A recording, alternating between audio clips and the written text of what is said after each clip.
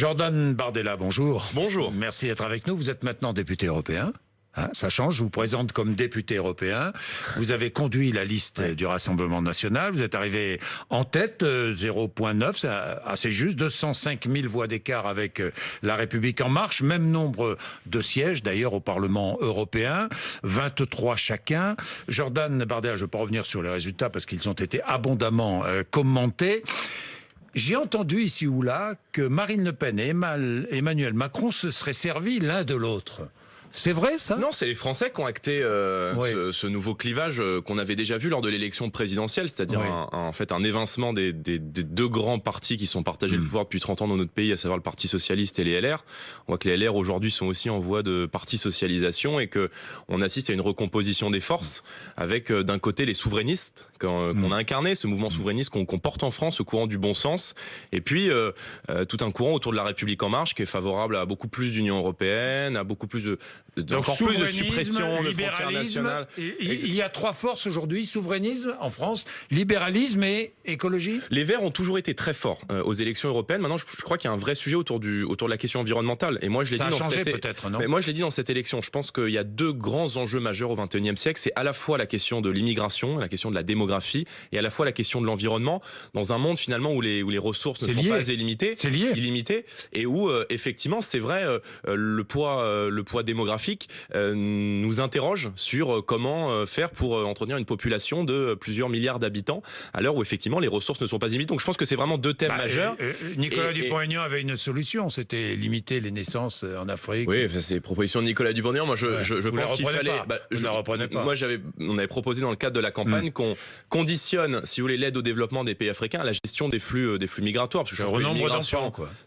À la gestion des flux migratoires, parce que je pense qu'effectivement l'immigration est un drame à la fois pour les populations qui partent, pour les pays qui doivent accueillir, et aujourd'hui il faut revenir un peu de bon sens sur cette question. Voilà. Qu'allez-vous faire de votre élection? Nous allons en parler. Avec qui à Strasbourg au Parlement? Alors nous nous rendons aujourd'hui à Bruxelles. Il y a une grande réunion des chefs de parti. Nous sommes d'ores et déjà à l'issue de ces élections européennes. Nous étions le 8e groupe au sein du Parlement européen. Nous sommes aujourd'hui le 4e groupe et nous deviendrons probablement le 3e, voire peut-être le 2e groupe selon vos confrères au sein de ce Parlement européen. Il y a des discussions qui vont s'ouvrir avec toutes les forces souverainistes qui connaissent une percée. Mais vous pourriez par exemple siéger avec Farage et ses colistiers. Alors honnêtement, je vais pas m'avancer là-dessus parce qu'il va y avoir des discussions aujourd'hui. Parce que lui dit, il n'avait pas question. Moi, je suis patriote. Vous savez que les Britanniques vont rester quelques semaines. Donc, il y a déjà eu cette offense qui a été faite au peuple britannique de les faire participer aux élections européennes alors qu'ils avaient voté pour en sortir. Donc voilà, je pense que la question du Brexit va être. Oui, bien sûr, faut qu'ils sortent. Il faut que le vote du peuple britannique soit respecté. Ils ont voté en 2016 pour quitter l'Union européenne. Maintenant, c'est vrai qu'aujourd'hui ça fait 28 élus en moins pour vous, dans votre groupe, dans votre regroupement. Oui, mais nous allons gagner plusieurs sièges, puisque vous savez que on a élu 74 députés au Parlement de Strasbourg et qu'après le Brexit, nous en aurons 79, ce qui nous ferait probablement 23 élus. Maintenant, on va continuer de se battre et on va continuer, nous, au niveau européen, de porter le bon sens qu'on défend déjà aujourd'hui dans les mairies où nous sommes au pouvoir, de lutter contre la folie fiscale, puisqu'en face, Macron et ses alliés souhaitent instaurer l'impôt européen. Ils ont voté il y a quelques jours le principe de dotation propre. Ils vont continuer avec les traités de libre-échange, avec la relocalisation des migrants. Tout ça, nous sommes évidemment opposés et on va continuer de défendre nos compatriotes et les intérêts des Français avec tous nos députés à Bruxelles. Bien, nous allons parler d'Europe, mais l'objectif, bien sûr, politique pour vous, c'est gagner l'élection présidentielle de 2022, on est bien d'accord? Le pouvoir, c'est une succession de marches. Voilà. Cette élection européenne, elle était intéressante parce que c'est la première élection nationale du quinquennat. Et c'est vrai que les Français, au-delà de la question européenne dont on vient de parler, dont on reparlera sans doute, ils se sont saisis de ces élections européennes pour adresser une sanction à Emmanuel Macron, une sanction claire.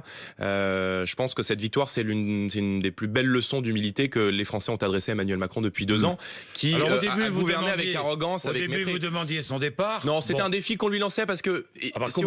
vous l'aviez demandé officiellement. Oui, mais cette tradition républicaine que... De demander le départ souvenez-vous du président général de Gaulle qui perd le référendum sur les régions en 1969 et qui a l'élégance républicaine de s'en aller après avoir été... Ce que Marine Le Pen n'a pas fait après sa défaite à la présidentielle. Elle n'a pas eu cette élégance-là. Ça n'a rien à voir. Emmanuel Macron, il est président de tous les Français. Or, dans cette élection, vous l'admettrez, il a fait le choix d'être le chef de clan de la République en marche et de sortir de son rôle pour s'engager. Et en fait, c'est une défaite personnelle parce qu'il a pesé tout son poids dans cette campagne. Il a pesé usé de toute son autorité. Il a mis tous les moyens de l'État au service de la campagne. On a vu les ministres, on a vu il a fait un article carrément, qu'il a ordonné, un peu comme en Corée du Nord, il a ordonné à la presse locale de diffuser le même article le même jour. La France, pas la Corée du Nord quand même. On est dans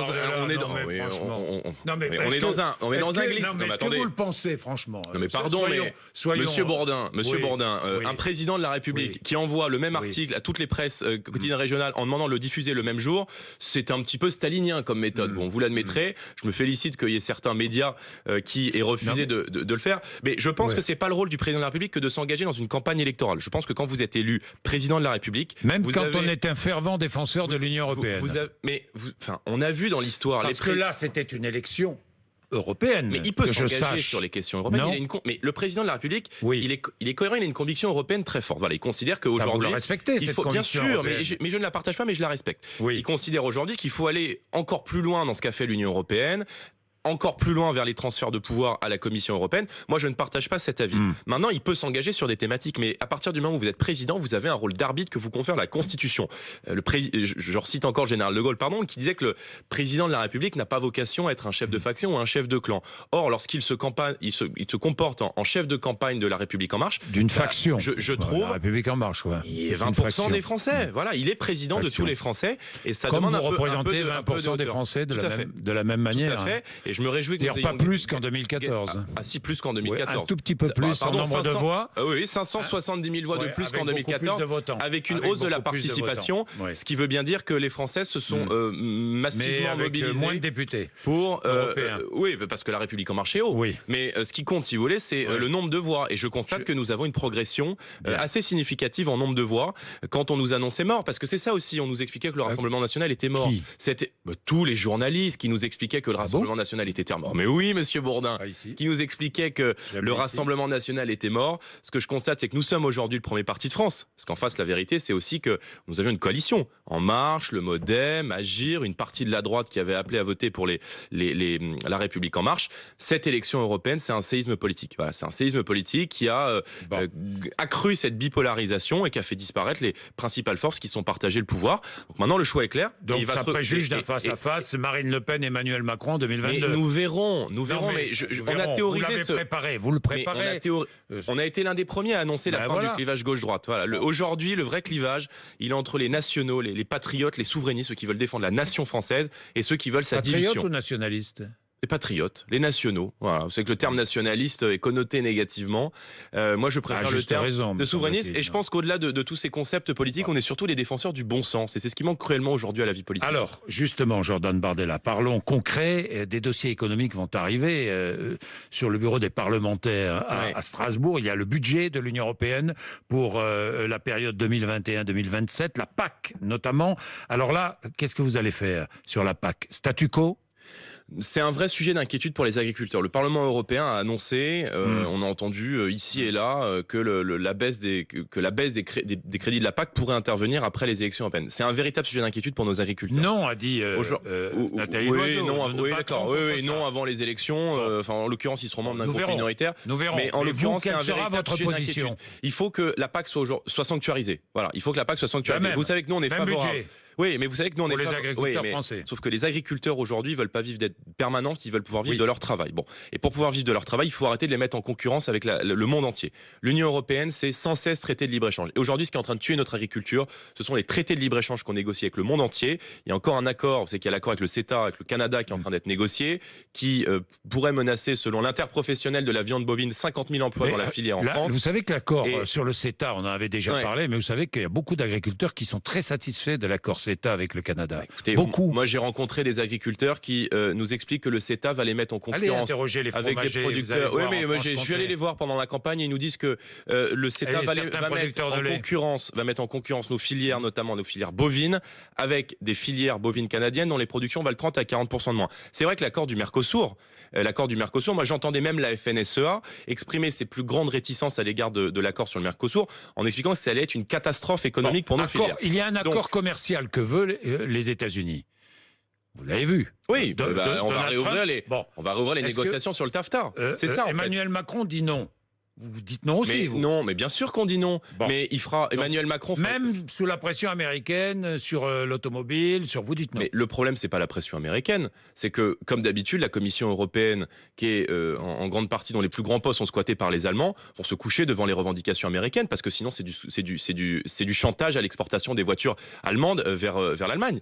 Ça a été ça la taxe sur les GAFA. Enfin, pardon, la taxe sur les GAFA, sur les grandes boîtes Google, Amazon, Facebook a été bloquée parce que l'Allemagne s'est totalement couchée devant le chantage américain. Donc moi je suis favorable à ce qu'on sorte aujourd'hui totalement l'agriculture des traités de libre-échange. Voilà. Bon. L'agriculture, ça doit être au service du local, et ce n'est qu'au service du local que demain on pourra exporter au niveau international. Mais aujourd'hui, nos agriculteurs sont en train de crever. Il y a un agriculteur qui se suicide tous les 2 jours, et j'ai envie qu'on arrête avec cette politique de libre-échange total, et que c'est qu'on est favorable à une nationalisation de la PAC. C'est-à-dire qu'on veut que dans le cadre des milliards et des milliards d'euros qu'on donne chaque année à l'Union européenne, on est contributeur déficitaire. On perd un peu plus de 9 milliards par an en moyenne chaque année. On a perdu 100 milliards. Ça, c'est votre chiffre. Non, c'est pas. Écoutez, un chiffre qui va mettre. Voilà. Et donc un chiffre qui met tout le monde d'accord. On a perdu en 20 ans 100 milliards d'euros. Voilà. Comme ça, on met tout le monde d'accord. Moi, je veux qu'on donne beaucoup moins. On n'a pas perdu. Si, 100 milliards d'euros. Je veux qu'on donne beaucoup moins à l'Europe et qu'on donne beaucoup plus à nos agriculteurs et à nos producteurs français. Donc, on donne moins à l'Europe. C'est-à-dire que l'Europe nous renvoie moins. Oui, mais parce que c'est ça aussi. Je comprends pas très bien. Moi, c'est ça qui m'a. C'est-à-dire, si nous donnons moins, l'Europe nous renverra moins. Mais parce que c'est pas l'argent de l'Europe. Non, mais attendez, Jordan. Il faudra que vous m'expliquiez. Je vous explique. Il faut baisser la contribution française au budget européen. Oui. Bon. Et ne pas baisser la contribution européenne vers les agriculteurs français. Mais on est bien d'accord. On donne plus qu'on ne reçoit. Non, mais attendez. Expliquez-moi cela. Je vais vous expliquer. Aujourd'hui, vous donnez avec le budget européen. Bon, vous donnez 100 euros à un ami, il vous en rend 60, et en plus c'est lui qui vous dit ce que vous allez devoir faire avec. Voilà, moi je veux arrêter ça. Non mais attendez, vous êtes content qu'il vous en rende 60. Ça, c'est plus de 60. France, mais c'est beaucoup plus. C'est beaucoup plus de 60. Quel est l'agriculteur en Europe qui touche plus que l'agriculteur français? Je vous pose la question. Je suis fatigué. Quel est l'agriculteur en Europe qui touche plus que l'agriculteur français? Bourdin, est-ce qu'il y en a un? Monsieur Bourdin, moi je suis fatigué d'entendre à chaque fois partout que ce qu'on donne en France, c'est l'argent de l'Europe. Ce que donne l'Union européenne à la France, c'est l'argent des Français. Mais puisqu'on donne beaucoup plus qu'on reçoit. Où va l'argent de l'Europe? Mais ce sont les dans le domaine agricole. Non, mais bien sûr, et la PAC est d'ailleurs un des principaux mécanismes de redistribution. Où va-t-il? Dans quel pays va-t-il majoritairement? Je veux qu'on donne moins. Vous me répondez pas. Mais parce que vous savez où il va? Aux agriculteurs français, vous le savez bien. Mais c'est l'argent des Français. Mais je suis d'accord. Mais ne dites pas, il faut moins contribuer au budget européen et donner toujours autant aux agriculteurs français. Donnez plus. C'est impossible. Mais pourquoi c'est impossible? Les 9 alors, milliards qu'on donne, les 23 milliards qu'on donne. Allez dire ça à un agriculteur italien, tiens. Mais allez dire ça à Matteo Salvini, vous allez voir. Oui, non, mais moi, c'est aux agriculteurs français que je le dis, d'accord? Et en l'occurrence, sur les 23 milliards qu'on donne chaque année à l'Union européenne, moi, je préfère que cet argent, il aille directement aux Français, qu'il aille à nos agriculteurs, qu'il aille à nos producteurs, et qu'on arrête cette folie fiscale. Mais non, mais bien sûr, parce que vous savez que nous, on conteste la logique même. Remarquez si on contribue moins. Qu'on conteste. Mais non, parce que c'est l'argent qu'on récupère, monsieur Bourdin. Au lieu de donner les 23 milliards à l'Union européenne, on les garde pour les projets économiques en France. Alors, justement, projet économique, tiens, européen, le regroupement Fiat, Renault. Vous êtes favorable ou pas? J'y suis favorable à la seule condition qu'il y ait des garanties. Parce que on a vu bien souvent dans le passé, ça a été le cas avec Alstom Siemens, ça a été le cas avec toutes les usines qui ont fermé. Ces projets, Siemens, on n'a pas pu. Oui, mais en l'occurrence, la différence, elle est là. Mais monsieur Bourdin, on a bien vu qu'à chaque fois qu'on faisait des champions, ce qu'ils appellent les champions européens, c'était toujours au détriment des intérêts français. Alors moi, je suis favorable à ce qu'on ait effectivement des champions européens, à condition qu'il y ait des garanties. On a besoin de champions européens ou pas? Mais on peut avoir des champions européens pour concurrencer les Chinois, pour concurrencer les Américains. Et nous, on est favorable à cette Europe des projets. Voilà, cette Europe des projets entre États, lorsqu'on y a intérêt. Donc si effectivement c'est du 50-50 et que l'État s'engage, maintient cette minorité de blocage, voilà, et que si l'État s'engage effectivement à maintenir les emplois en France et à maintenir les conditions de travail de nos usines, à ce moment-là, banco. Vous dites oui? Oui, s'il y a des conditions, je dis oui. Bon. L'environnement. Alors, l'environnement, parlons-en, parce que le dérèglement climatique est inquiétant. Oui. Il vous inquiète? Est-ce que vous êtes un climato-sceptique?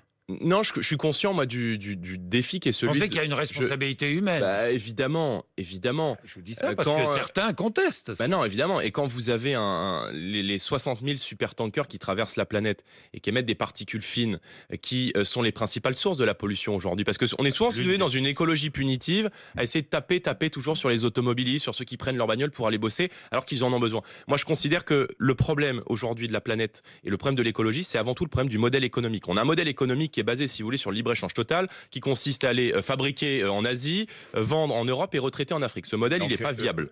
Ce modèle n'est pas viable. Le transport routier ne pollue pas, quoi. Donc, si je comprends bien. Je vous dis ça parce que je veux qu'on relocalise, en fait. Au Parlement de Strasbourg, il y a eu un projet de diminuer les émissions de CO2 dues au transport routier. Le Rassemblement national a voté contre. En l'occurrence, je n'ai pas le dossier du texte, mais bien souvent, les textes sur lesquels nous avons voté contre, ce sont des textes qui renforcent les pouvoirs de la Commission. Réduction de 50% des gaz à effet de serre en Europe d'ici 2030.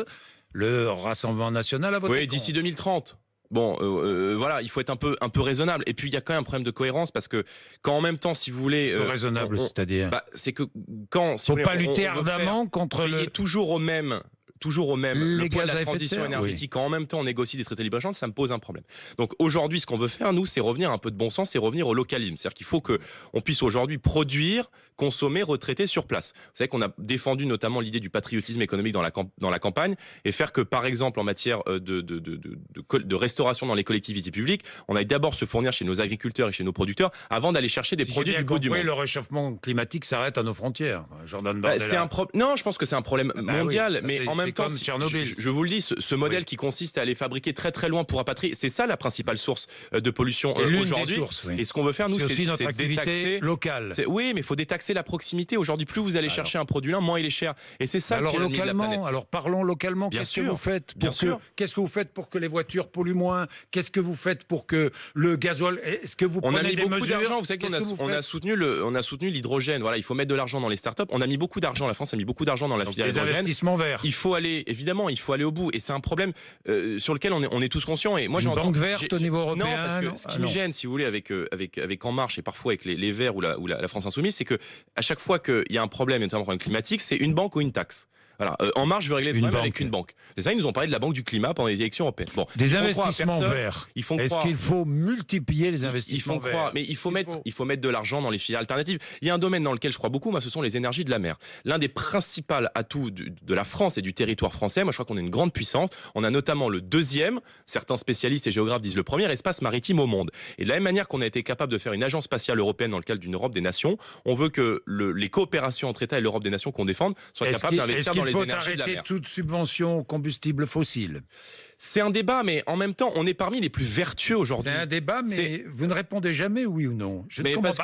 Sur les questions environnementales, pourquoi est-ce que vous vous engagez pas? Parce que le problème est complexe. On soutient le localisme, on soutient le développement de la filière. Non, mais le localisme, très bien. Tout le monde soutient le localisme. Je suis d'accord que tout le monde soit d'accord avec les circuits courts. Il y a des années, tout le monde est d'accord. Mais il y a des années, on était les seuls. Les Verts, les premiers. Il y a des années, on était les seuls à parler de protectionnisme, on nous expliquait que c'était un gros mot. Bon, aujourd'hui, tout le monde nous parle de protectionnisme. On a gagné cette bataille des idées et je m'en réjouis. Donc faisons ça. Maintenant, on est parmi les plus vertueux au monde. Nos produits sont parmi les plus sains au monde. Et si vous voulez venir nous faire des reproches sur la question écologique et venez taper au portefeuille les automobiles français quand l'Allemagne vient de réouvrir ses centrales à charbon, franchement, L'Allemagne vient de prévoir un plan de réduction de sa production de charbon. Oui, mais ils ont réouvert les centrales à charbon. Ils ont fait un choix sur le nucléaire. Moi, je considère que le nucléaire aujourd'hui est peut-être l'une des énergies les plus propres. On ne peut pas s'en passer. Évidemment, c'est pas le top, mais aujourd'hui, en l'état actuel, on ne peut pas s'en passer. Mais commençons par faire cette révolution de la proximité, commençons par faire le localisme, et je pense que ça sera déjà un pas intéressant pour la planète. Bien. 4 Français ont été condamnés à mort en Irak, 4 Français djihadistes. Oui. Est-ce qu'il faut intervenir ou pas? Je ne pleurerai pas sur le sort de ces djihadistes qui sont partis combattre. Lorsqu'ils sont partis combattre là-bas, commettre des exactions, torturer, violer, assassiner, ils savaient les risques qu'ils prenaient. Donc effectivement, je n'irai pas moi me lamenter sur leur sort. Et quand j'entends effectivement le gouvernement, hier j'ai entendu, je vous écoute régulièrement Monsieur Bourdin, et j'ai entendu hier Madame Sibeth Ndiaye, qui est porte-parole du gouvernement, pleurer sur le sort des djihadistes partis combattre en nous expliquant que c'était du rôle de la France d'intervenir. Franchement, je trouve ça assez malaisant. Voilà. Donc, on les laisse Ah mais ils sont Mourir partis s'ils sont là-bas, ils exécutés. ont pris des risques Bon. et donc ces risques doivent être assumés. Voilà, moi je considère que aujourd'hui la France fait face à un risque terroriste qui est toujours prégnant, avec une question du fondamentalisme islamiste qui n'a pas été réglée, qui pullule aujourd'hui dans beaucoup de territoires. Moi vous savez, je suis élu en Seine-Saint-Denis, j'ai grandi là-bas et j'ai vu aussi le fondamentalisme islamiste qui n'est pas seulement une offense sous sa forme violente. Il n'y a pas seulement les attaques terroristes, il y a aussi ce fondamentalisme islamiste qui s'en prend à nos modes de vie, aux droits des femmes dans un certain nombre de quartiers. Tiens, le droit Et des tout femmes. cela, effectivement, on n'en parle pas beaucoup. Rien à voir avec l'islamisme. Le droit des femmes, je terminerai. Vous avez vu ce qui se passe en Alabama, vous avez vu, enfin, sur l'IVG. Pour les femmes, faut-il garantir dans le droit européen un accès aisé à la contraception et à l'avortement? Je pense que le droit national suffit. Moi, vous savez, Ouais. moi, je suis par principe opposé à ce que on ait je suis attaché à la souveraineté de droit Donc, de la France. Voilà. Et aujourd'hui, le fait qu'on ait des La loi est institutions suffisante en supranationales, France, oui, la loi mais est il faut pas y suffisante. toucher. Mais non, je ne suis absolument pas. Et personne d'ailleurs souhaite revenir dessus aujourd'hui. Enfin, il faut être quand même assez clair et certainement pas. Bien, merci, 8h54. Merci, Merci, Jean-Jacques Jordan Bourdin. Bardella. Merci à vous. Merci, 8h54.